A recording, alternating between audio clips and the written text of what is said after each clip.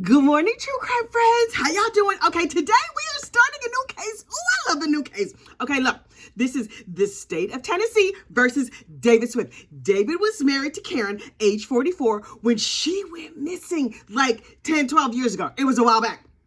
And so now, after all these years have gone by, David Swift has been arrested for her unfortunate unaliving. But I was just like, okay, this case is already underway. I think they're already in day 4 or day 5. But don't worry about it, y'all. We're going to get caught up real quick. Today, we are just going to cover the opening statements and the history of this family. Okay, so look, first of all, on opening day, opening statements day, the judge was like, come on, y'all. I was like, ooh, an accent. Ooh, I love a good accent. So anyway, the judge called all the bailiffs or whatever together, and he was like, can you swear them in, deputy? And I was like, oh my God. It's like I'm watching the Dukes of Hazzard. So this deputy comes up, and he raises his hand, and the other dudes raise their hand. And I was like, wait.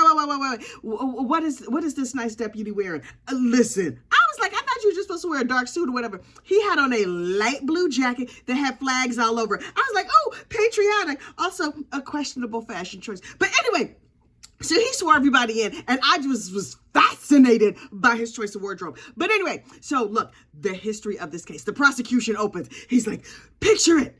Arkansas, 1989. And I was like, okay, I'm there. Even though I'm not entirely certain where Arkansas is. I mean, I kind of know, but like, I don't really know. Anyway, 1989, Karen and David get married. They're a young married couple, and they're just like, oh, I love you, you love me, everything is great. And they have 2 sons, and I was like, that is so wonderful. And then life goes on, married life goes on. 1996, David starts having an affair. Uh-oh, David. Now I'm looking at you crazy, like, okay. But sometimes that happens, we understand. He has a 3-year affair, okay, and then he has his mistress, she gets pregnant and has an outside baby. I was like, oh, wait, already? We up to outside babies in the opening statements? Okay, I'm leaning in because I'm nosy and I want to know all their business. And Karen finds out about the mistress and the outside baby, and she's like, no, what you're not going to do is bring an outside baby up here in my house.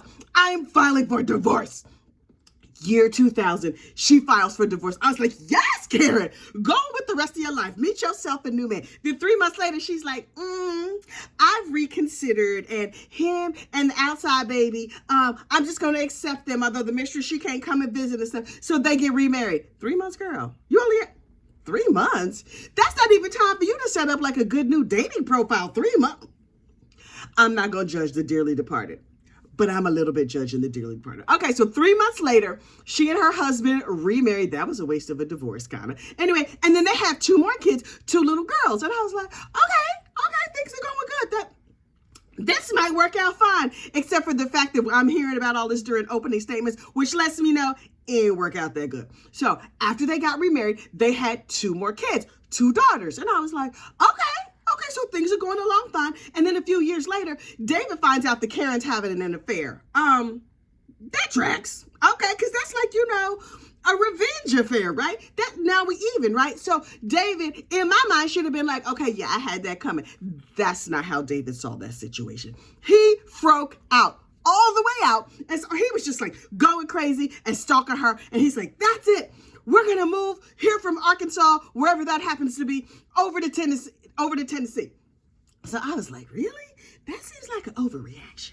But okay, so he moved from Arkansas to Tennessee. And then he was real controlling because he didn't want her to have another affair. Now, did he have a job in Tennessee? No. Was money tight? Absolutely. But he was like, no, I want you to stay in this house, and I don't want you to work, and I don't want you to have no friends, so I can keep an eye on you. Sir, she can meet another man at the grocery store. Any woman who got a good pocketbook still intact, child, she can meet a man anywhere. Anyway.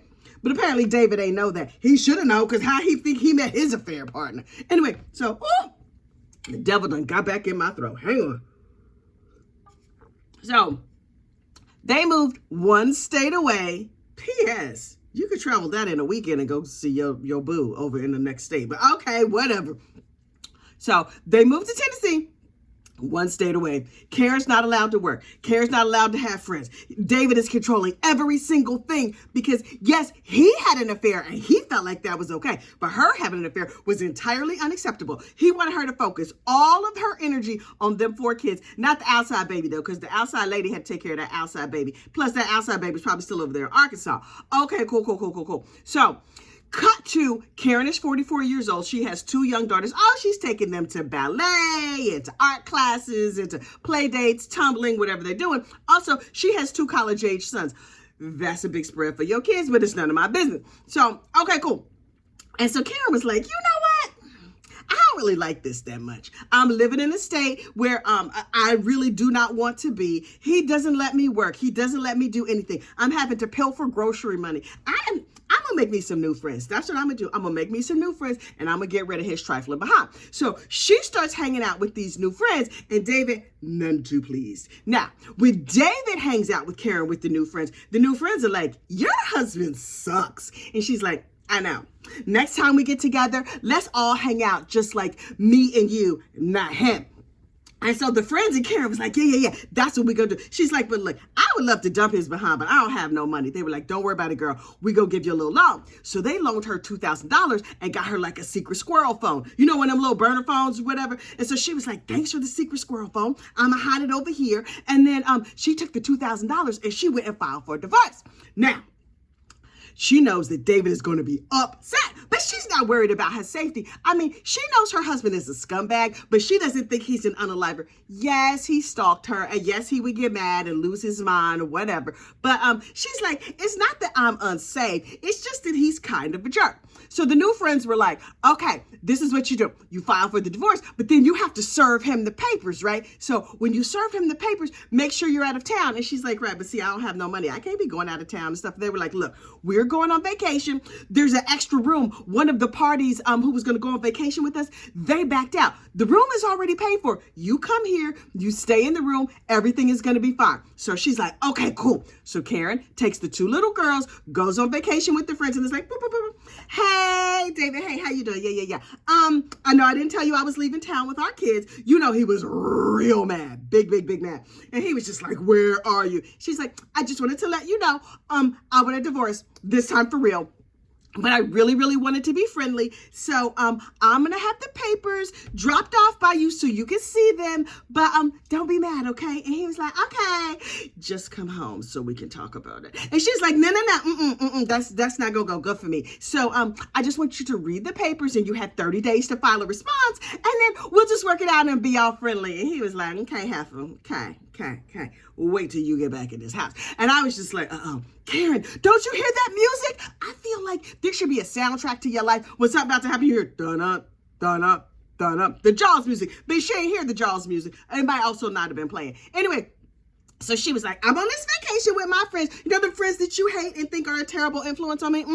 I'm with them. And he was just like, oh, that's terrific. Come home right now. And so she was like, okay, I'll see you at the end of the weekend. Bye. So she went and she enjoyed her weekend, and she felt like things were going good. She's like, he's upset, but he's not really a danger to me. It's fine. So she came home and she's like, hey, baby, did you see the papers? And he was like, She's like, you have now 27 days to respond to the divorce filing, because this is all going to be nice and friendly. Right? And he was like, sure, it's gonna be friendly. So I was like, Karen girl, that's not gonna go good. Anyway, so they live in the house together, but they have separate rooms. David pretended like the divorce wasn't happening.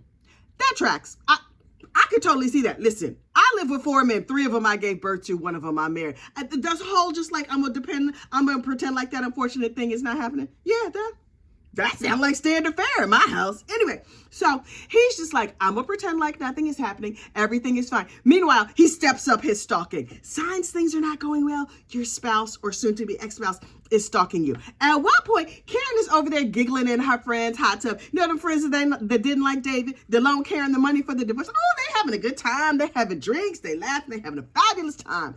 Meanwhile, David is up in the neighbor's yard like, tiptoe, peeking through the fence. And the neighbor was like, oh, what are you doing in my yard, sir? David, is that you? And David's like, shh. And she's just like, I'm gonna need you to get out of my yard because I'm about to dial 911. And he was just like, okay, can I just peek a little bit longer? I'm stalking my wife, and there's a nice hole in your fence, and I can see if I put my eyeball up to it. And she's like, okay, I'm a nice Tennessee lady. Please don't shoot me. You stalkers who in my yard in the middle of the night seem like they're the type of person who unfortunately unalive somebody, so please don't hurt me. He's like, okay, when I'm finished stalking, I'm gonna go. And she's like, okay, have a good night. Please don't come back, Lord. This is scary. But she ain't tell the police nothing. She was just like, oh, I just really, really hope he does not come back. And so, cut to the night of the action, right? So Karen is out with those friends that her husband does not like. She's at a Halloween party. He's like, why don't you just come to dinner with me? And she's like, no. No. I already have my sexy waitress outfit, and I'm gonna go to this Halloween party with these people that you hate. The girls are, one of the daughters is at a sleepover, the other one is there at the house. Just watch the baby. And he's like, I could be having a nice, lovely, romantic evening with my wife, where I probably plan to unfortunately unalive her, but I'm not gonna tell her that part yet. I think he was planning on like clunking her on the head or poisoning her or something, but I don't know that for a fact. I just made that up right now. So anyway, he was just like, wait, I'm going to be home with the child. You're going to be out dressed as a sexy waitress or a sexy nun or a sexy kitty cat or whatever. And she's just like, that's what I'm going to do. So he was like, dang. So he's over there at the house, sleeping bad, when Karen out here living her best party life is just like, oh, my phone. Hello, daughter. What? You want to come home from the sleepover? Because 8-year-old girls, child, they had a fight about who likes Justin Bieber or whoever the hottest little whatever is.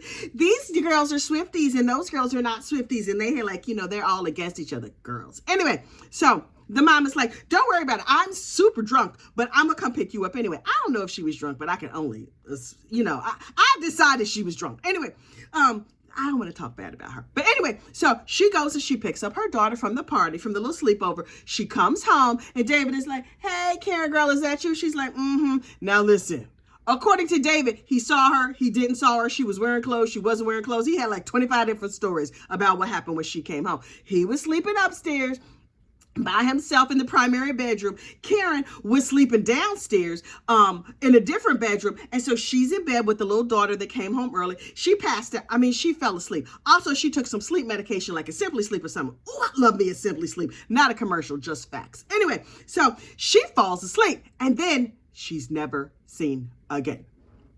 Next morning, David gets up and he's just like, hey kids, where's your mama? I see her car is gone and she's not here. I'm sure she'll turn up anytime now. She probably, how she likes to get up early and go clean and go do other things, but then she never came home. And he was like, oh, I wonder, He didn't call the police. He didn't report her missing. He didn't do nothing. And so he was just like, hey, cops, I'm looking around. I do not see my wife. Yes, she filed for a divorce, but me and her was getting along real good. According to the prosecution, what happened was he was like, oh, my trollop wife who filed for divorce is here. Now, I have been pretending like she didn't file for a divorce. And his response to the divorce, like of that 30 days, he was on like day 29 or day 28 or something like that. He was just pretending like it had not happened. And he put those divorce papers under the spare tire in his car. Sir, denial is not just a river in Egypt. So according to the prosecution, he took the little sleeping daughter out of bed with the mom and put her in the bed with her sister. So if the two girls woke up, they could cuddle back up against each other and go back to sleep. Meanwhile, he scooped up his sleeping wife, Karen, took her into the garage, put her on the garage floor. Cover your ears if you are faint of heart, child, because it's about to get gruesome. Then he stomped her to death. Horrible. This is according to the prosecution. Stomped her to death, put her in the car, drove her out to some field, and threw her in the kudzu. And I was like, isn't kudzu like a cartoon or something? I thought that was a cartoon, the name of a cartoon, Kudzu County. That rings a bell for me. Anyway, turns out kudzu is just like leafy overgrowth or whatever. So they threw her in this leafy overgrowth, the kudzu, over in some cemetery. Then he took her car and he like made a hole in the tire, drove it up the street, parked it at the end of the block, took a shower, got everything together, and then came home and made some eggs and stuff. And then a couple of weeks goes by and he's just like, yeah, officers, I don't know what happened to my wife. There's absolutely none of my DNA on anything. You can't prove anything. This is my house. So my DNA is here. So you should probably look around for her. And he pretended to be the grieving widower, right?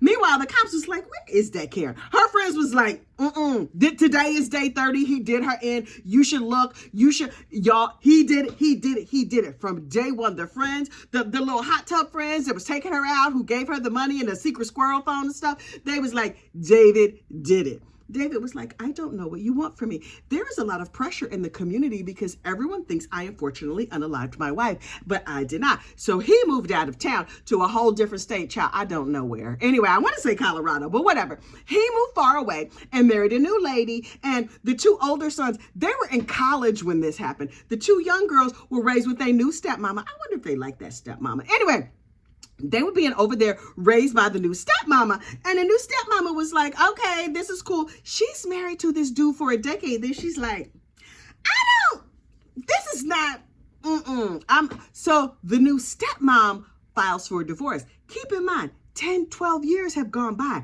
They found Karen over in the kudzu. They saw that she was all stomped up, but nobody can prove how that happened. And David was like, I'm just living over here in a new state with my new wife and my new children. I don't know what you want from me.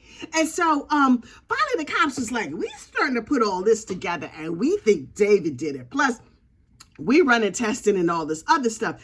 Meanwhile, David and his new life and his new wife with the kids or whatever, I don't know whatever happened to that outside baby. That outside baby just disappeared from the whole story. Maybe we'll find out later. Anyway, so he's living over, having a new life, doing everything. His kids are good and grown now because now it's like 10, 12 years later. And the cops are like, boom, boom, hello, David.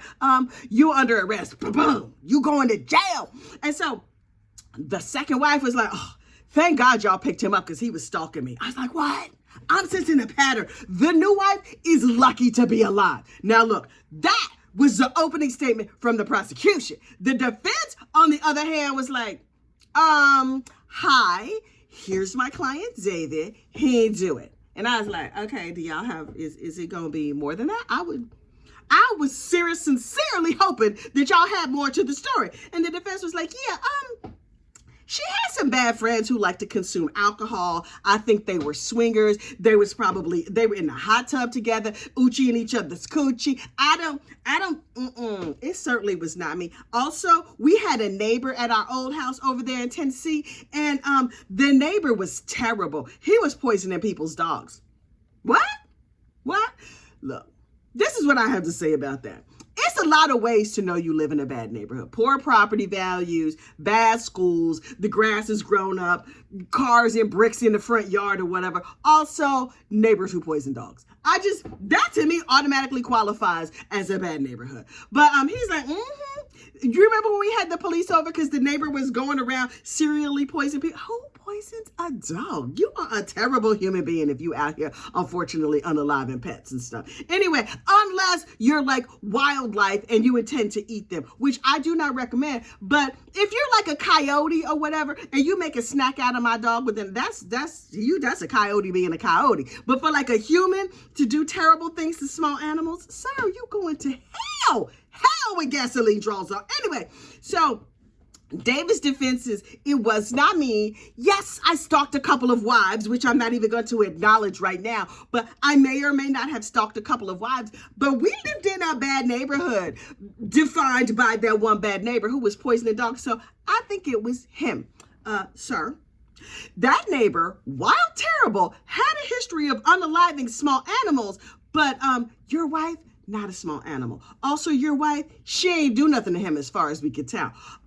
Did that neighbor also stalk your wife? Did that neighbor also hide divorce papers under the spare tire in his car? Sir, I think no. But we're going to find out more. So that was the whole history of the state of Tennessee versus David Smith.